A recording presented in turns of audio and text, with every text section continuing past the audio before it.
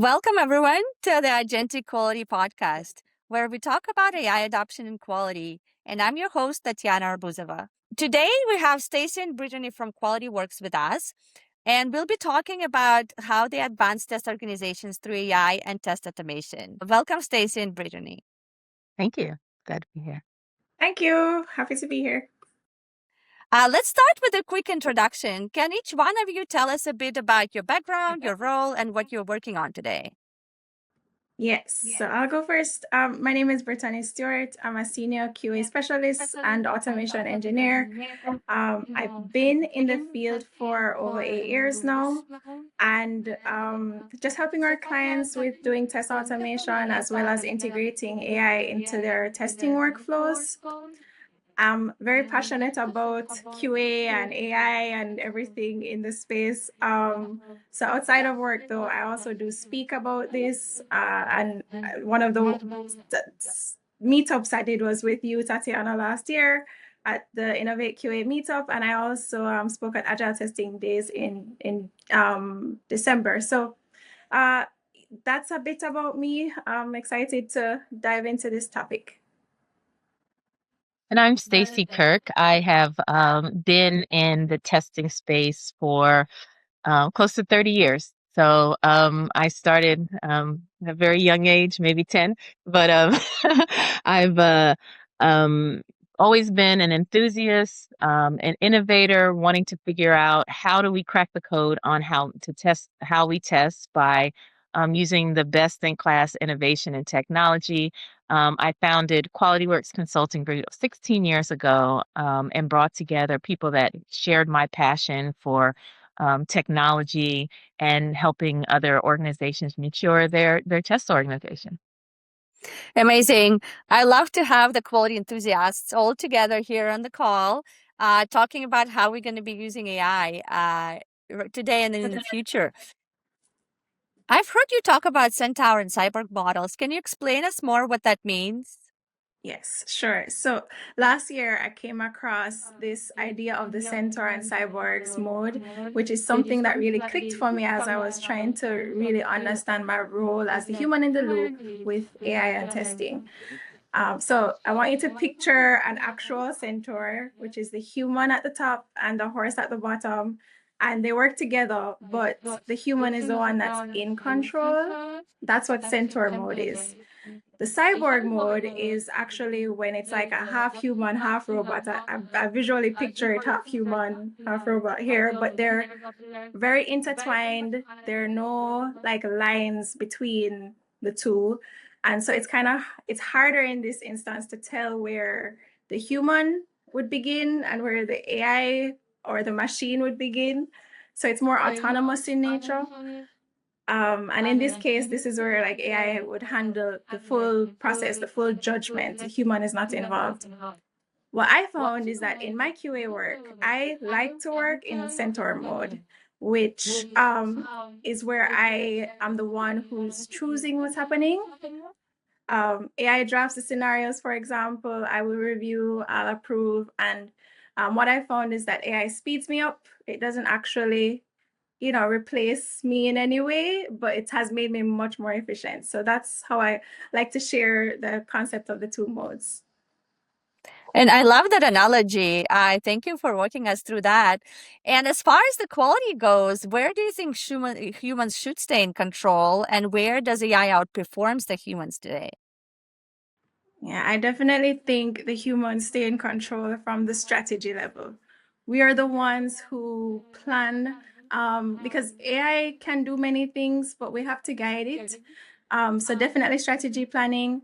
And then for AI, I find that when it comes to capacity and speed, that's where it can handle everything. So in the past, it would have taken me like an hour or so to draft some manual test scenarios, but with AI, it's drafting hundreds for us now. So capacity, it will handle the heavy work, the repetitive things, while we stay in control and help to make sure that we're connecting the gaps and still bridging development and the end user, in the process.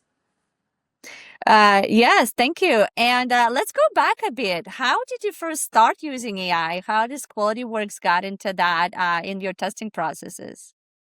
Yeah, we were fortunate to be part of the limited access when OpenAI was still in beta mode, probably back in late 2021, going into 2022.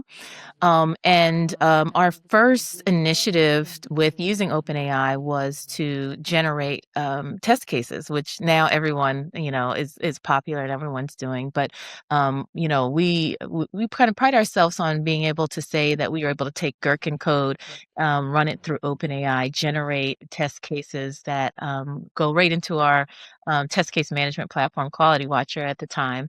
And I think being able to be test consultants that help and guide our clients, we definitely don't want to guide them in areas where we don't have experience.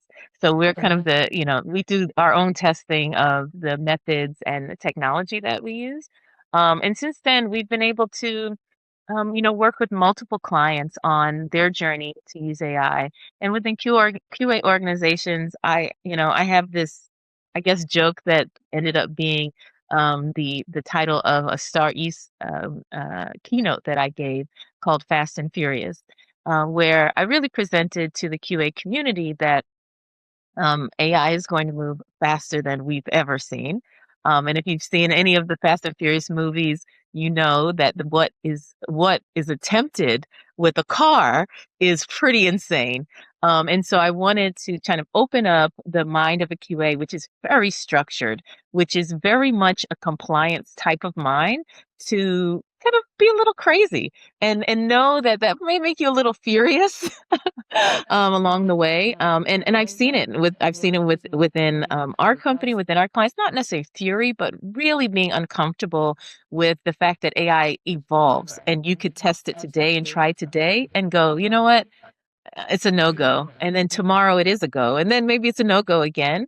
And so really our journey has been as a company and also as a consultant to other companies that want to use AI, to really begin to build that mindset of it's no longer a pass and fail with AI. It is, I'm on the journey. I'm going to get the best out of what I can get now. And that result may be 10% today, but over time, it's going to continue to kind of grow and evolve. Yes, for sure. And Stacy, share some results that you've seen since adopting AI. What are some of the outcomes of you starting to use AI? Yeah.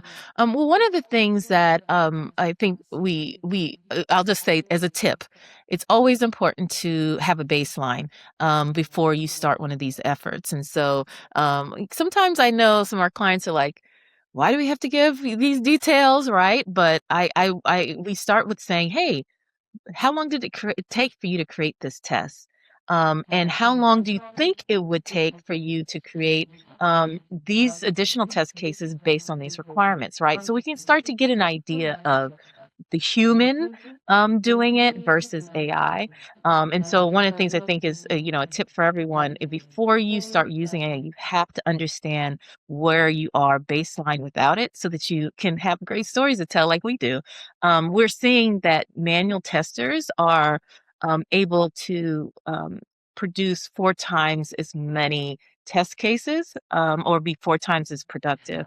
And so, one of our clients said, hey, we need more test cases generated. You're only giving me 20. And then, as soon as they realized they could get 150, they're like, hold on, this is too much.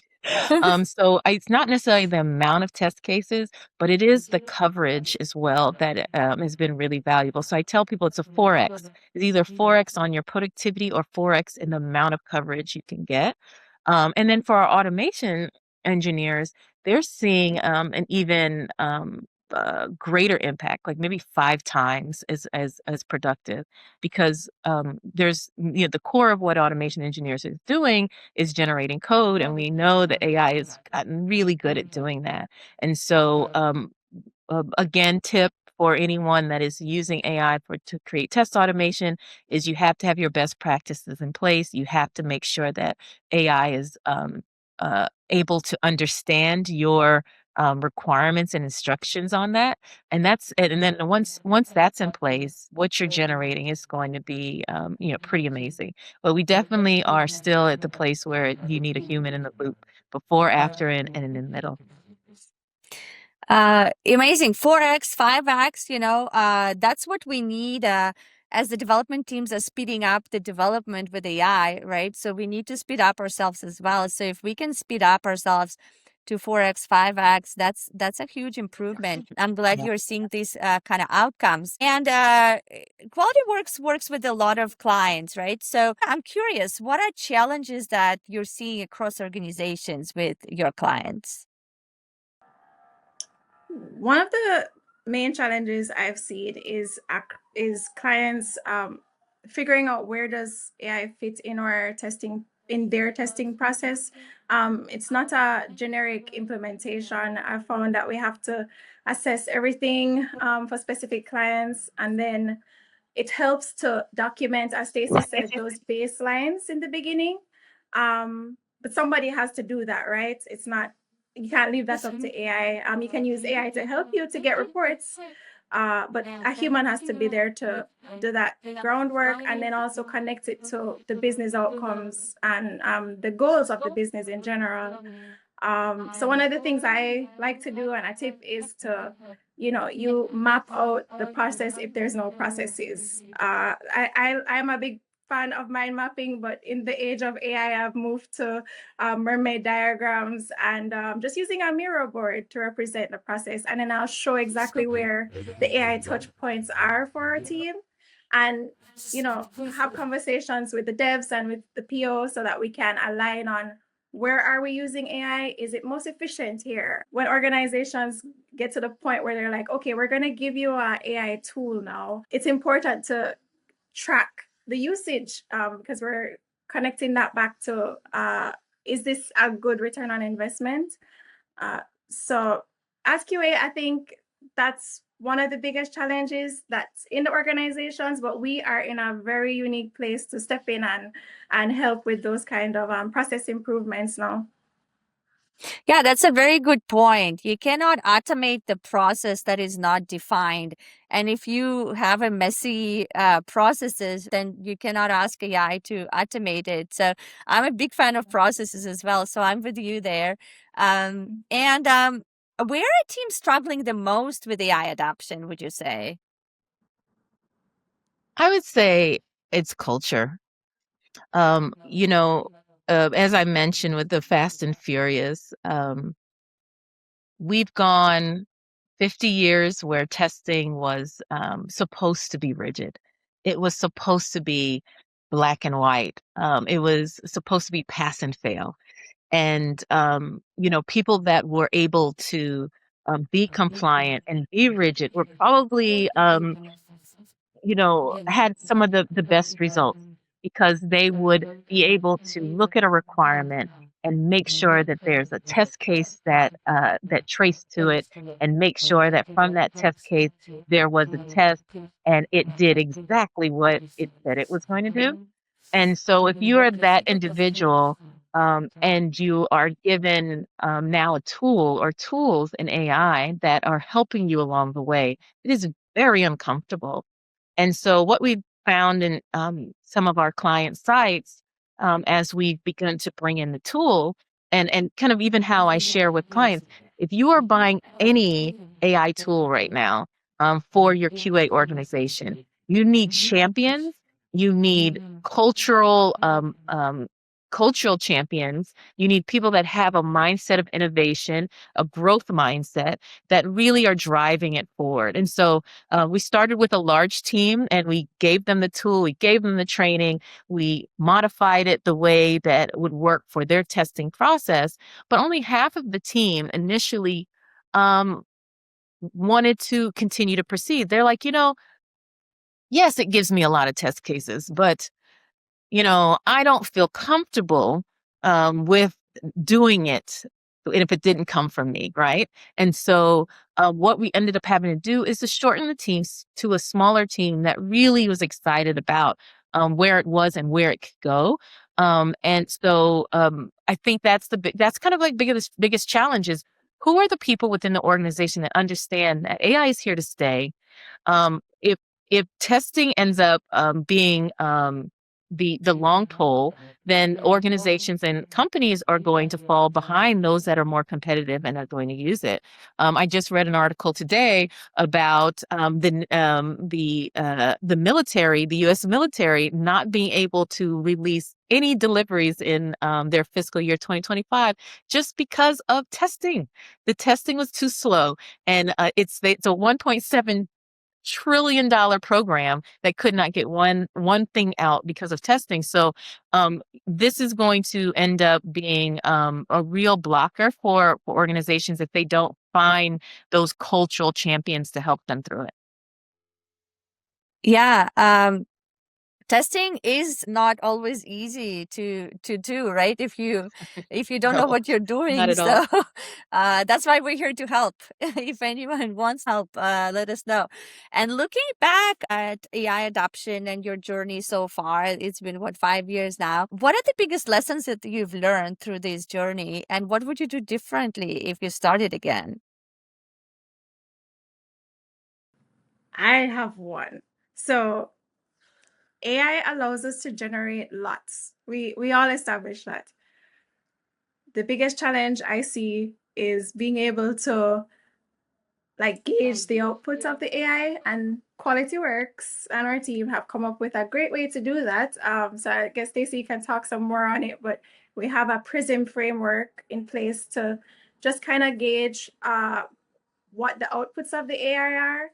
And I just last week using it helped to give me more confidence in presenting any of the AI outputs to the client in terms of generating scenarios and the test cases.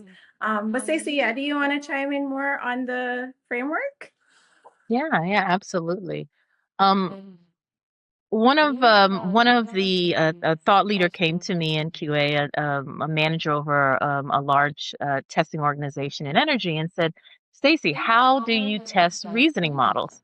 How is your team handling that?"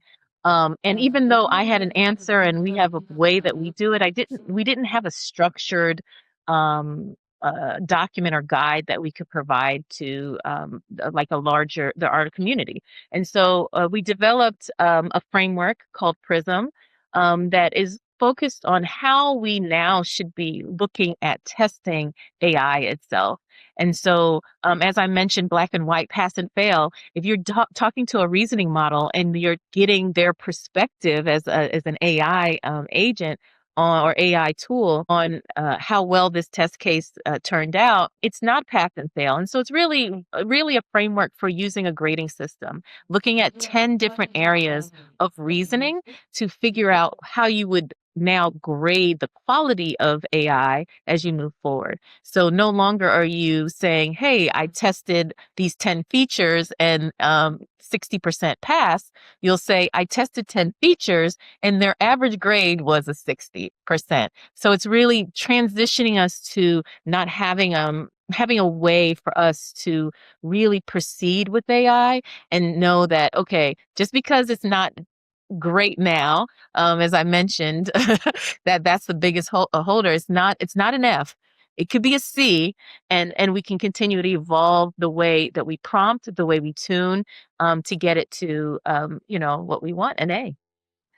And I'm very curious to learn about the PRISM. So how does it help testers, and how does it help testing the LLMs? Yeah, for testers, um, we've been trained to, as I mentioned before, see things in black and white, pass and fail. And when you're asked, hey, now I need you to test either the test tool you're going to use or test this model that we as an organization are going to use. I don't know if we are equipped or have been equipped with the right way to evaluate. And so creating PRISM is really to give a framework. And so PRISM stands for Performance and Reasoning Intelligence Scoring Method. So we want to give them a scoring method that's beyond pass and fail. It really is just like school. You can get an A plus to an F, but it allows you to look at 10 different dimensions of of how you would score a response that you would get or an output that's generated from AI. And so you're looking at things like how logical is it? Is the response smooth? Is it structured? Is it coherent? How complete is it? Oftentimes you can get responses from ChatGPT or Claude, and you're like, okay, it answered my question, but it's just wasn't complete enough, right? So that's part of the scoring as well. And then you're looking at things like, is it factual? Is it formatted the way we as an organization wanted that information to come back? Is it clear? Is it easy to understand for our user and our user's persona? Because clarity, again, is really determined on who is the user that is going to be receiving it. It looks at things like the stability and the consistency. If you ask the same question 2 or 3 times, are you getting something that you feel would be consistent for consistent outcome and output for your user? And then other factors, quality density, reasoning magnitude, all of it that we have put kind of like in an open source framework for now for testing organizations to say, we have a new way of how we are going to evaluate and be a part of the movement of testing applications that have AI reasoning in it itself. And is that open to public? Is that something that they can find and use? Yeah, absolutely. It's go to QualityWorksCG.com, our website, or reach out to us, and we have a white paper that explains it all. And we just want to kind of get the word out because I think people are within QA are really struggling with how they're going to handle the amount of now integrated AI into the platforms that they are testing. And how does one start with using this PRISM framework? Well, I started using it, and after reading through and understanding the scoring and the ranges that we're actually tracking, a simpler case is I'm using Cursor right now to do automation, and I was able to give the Prism as a rule within Cursor. And some people can create skills. I tried both, but my process was literally taking a Jira ticket, reviewing the requirements myself first, then giving it to the AI agent to generate test cases for me, and then calling on the PRISM framework to get a scoring. With all those notes that Stacy mentioned, it was capturing everything from completeness to accuracy, and it would have given me like the first run a C+ rating. That was an indication that, oh no, you need to improve on some things. It helped me to call out, where there were duplicates and incomplete data. Did another run after making changes. I got a B+, and our baseline, or I guess I want to say our threshold is a B+ means it's production ready. And just having that kind of guide helps me to feel more confident in what I'm giving to our clients in terms of the automation, in terms of requirements reviews and any feedback. So just to show you that it's very simple to start with a framework like that. And I'm really grateful that we created something to guide us with the QA mindset. So quality is going to always be baked in once you use a framework like this. Yeah, thank you for sharing that. That sounds very useful. So I definitely recommend checking this out. And I've also heard that you guys won some challenge for AI autonomous testing, tool. Can you tell us more about that? Yeah, well, I'm really excited. I'm always excited when I hear that our government is trying to be innovative. And so there's a website called challenge.gov where the government puts out requests to primarily the private sector, to say, hey, you guys are leading the way in innovation. How can you help the government? And so they put out a challenge specifically around AI autonomous testing. And they were looking for solutions on how can we generate tests? How can we automate our testing? How can it be done autonomously? How can it be done securely? And so our company, QualityWorks, applied. We have a tool, Quality Watcher, which I mentioned we started in 2021, 22 using AI. So we've had 5 years of experience already in this space. And so we wrote a white paper sharing how we've done it architecturally, And it was selected as one of the top 5 to go to South Carolina and to present with 4 other companies to about like how we were going to solution it in front of a bunch of judges, and tell you government judges are very stoic. So I had no idea. I had no idea if I was doing well or not. But we won first place for our solution. And the differentiator, I would say, is that we are QA creating innovation ourselves, and where other companies may be developers, and I think developers have their own opinion, and not that it's not invalid, but it is an opinion of using technology to solve the problem, but kind of stops there. And so where we added on was that, and this is kind of my opening line, I think, of my pitch is, every QA person I know doesn't just look at requirements to generate test cases. So why are we creating tools that only look at requirements to generate test cases when it comes to AI? And so what we shared is that, and I think this is for everyone to know as they get into using AI, is QA people look at a holistic way of testing software. And, as I mentioned, I've been doing it 30 years. My way of doing it was I sat next to the smartest developer and looked over his shoulder to see what he was coding, right? So how do you represent that, and how do you do that now with AI is kind of how we present it. And we said, you can't just take requirements. You have to take any and everything you can find to identify like what's the best way to test it, including going to a developer's workstation or going to the dev environment, the QA environment, and playing around with it to know like what's coming. And so our solution looks at all of that.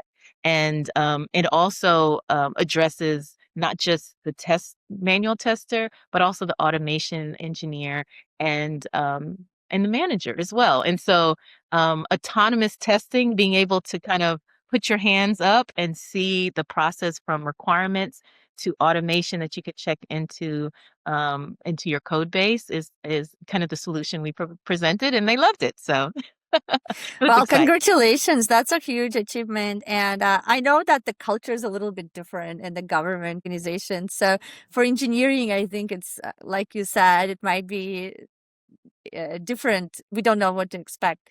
So, but you did it. So that's awesome. All right. And I want to ask you, if a quality leader wants to start with AI today, what would your recommendation to them be? Where should they begin? I always say start small. I go as small as a feature and just trying to run one feature through an entire AI process from the requirements generation, try out some tools with execution, and then even up to the reporting angle. So definitely start small and document the results from the first run, as Stacy said, having those baselines in place, and then continuing to iterate with that growth mindset as you continue to move through the experimentation, because it's a journey, right? It's not something that you land on. So that's my advice. And I want to ask you guys, what excites you the most about the future of AI in quality? For me, it's just like my role has changed so much in the last year. There's this mindset shift that has to happen from having to be bogged down with creating the test to being the one to review it, and just giving a thumbs up or a thumbs down on what we're doing. So I'm most excited about the productivity gains that we get as QA. I mean, I don't want to see us fall behind in the development space as developers advance with their outputs. I'm really excited that we are some of the people at the forefront of laying out how we will be performing alongside the developers and helping our projects move forward using AI. So I think it's very positive. And any last words of advice to our audience? Yeah. I would say just be open. Be open to the evolution. Try it all. Um, my tip is that, you know, I think we all should have an agent that helps us out. And so, you know, OpenClaw is evolving, but it's really cool. And, you know, even if you can't necessarily use AI at work, and you don't have you know, it's not approved yet, you can always create your own agent that helps you to evaluate and to think through how you want to test, maybe do research for you on personas that you want to test. So if nothing else, keep trying it. Get involved with it because it is here to stay, and people are looking for humans that are in the loop but are also in the know. That's a great note to finish our conversation. Thank you, Stacy and Brittany, for being here. Thank you for sharing all of these resources and useful information with our audience. Where can the people find you and connect with you if they're interested to continue the conversation? Yes. I was going to say QualityWorksCG.com is the best place to reach out to either Stacy or I, and we can arrange a consultation or even run through some demos. But yeah, just feel free to reach out with any questions. Yeah. And we're both on LinkedIn, so Yes. definitely always willing to have a conversation there too. Thank you both.